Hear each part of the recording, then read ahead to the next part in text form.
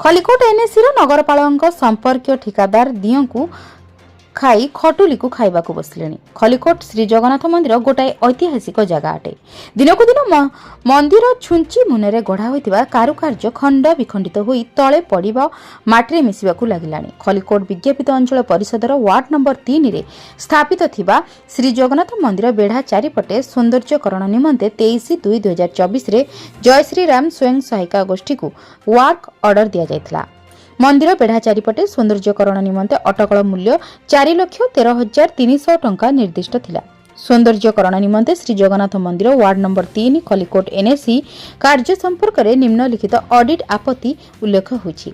प्रकृत कार्यक्षेत्र 142 वर्ग मीटर थिबा बेले एनएसी कार्यनिर्वाही अधिकारी और कनिष्ठ जंत्री एमबी बिल 225 वर्ग मीटर अधिक करिसेंती। फल 83 वर्ग मीटर अधिक माप ओभर मेजरमेंट सरकार रेकर्ड होइथिबा ऑडिट रे उल्लेख अछि। सरकार ऑडिट रिपोर्ट अनुसार 50,992 टंका अधिक पेमेंट होइथिबा उल्लेख अछि।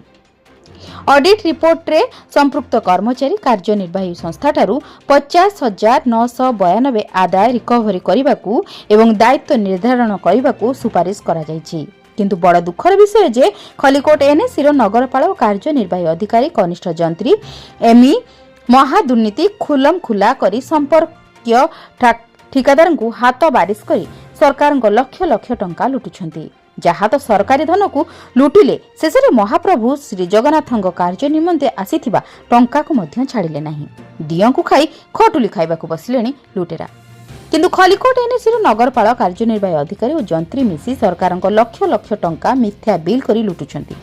राज्य सरकार नगर उन्नयन विभाग कौन पाई नीरव? एनएसी सरकारी बाबू और मैडम खुलम खुला दुर्नीति मिथ्या बिल पैठ करी सरकार को टंका फेरस्त देबे सत, किंतु तांको उपरे केबे राज्य सरकार आईन अनुसार कार्य अनुष्ठान केबे ग्रहण करिवे यह जनसाधारण रे चर्चार विषय पलटिछि।